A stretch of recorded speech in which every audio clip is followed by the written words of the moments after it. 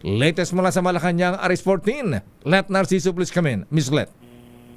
Lakay kumpiyansa ang Malacanang na mananatiling matatag ang tiwala ng mga mamumuhunan sa Pilipinas sa kabila ng mga irregularidad sa mga proyekto ng gobyerno. Ayon kay Palace Press Officer Claire Castro, ang matibay na paninindigan ni Pangulong Ferdinand Marcos Jr. laban sa katiwalian ay nagbibigay ng katiyakan sa publiko at sa investors na seryoso ang gobyerno sa pagsusulong ng transparency at accountability. Patwira ni Castro na naisin ng mga negosyante na mamuhunan sa mga bansa na may mga lider na lumalaban sa korupsyon at handang ipakulong ang sinumang tiwali na siya anyang ginagawa ng Pangulo ngayon.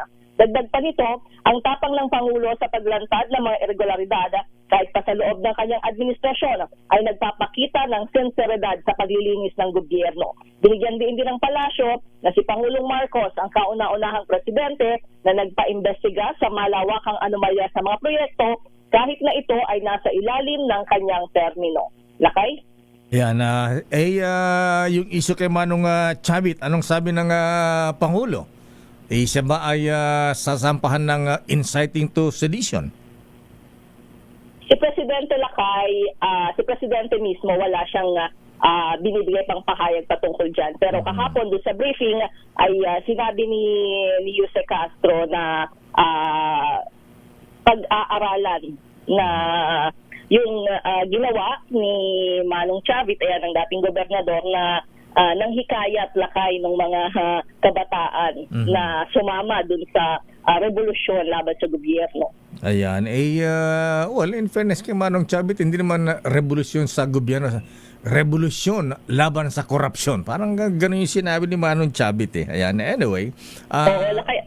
At saka mayroon pang naging aligasyon si Manong Chavit na iniuugnay kay First Lady yung nangyaring kaguluhan daw na tinawag na malaking kasinungalingan ng palasyo.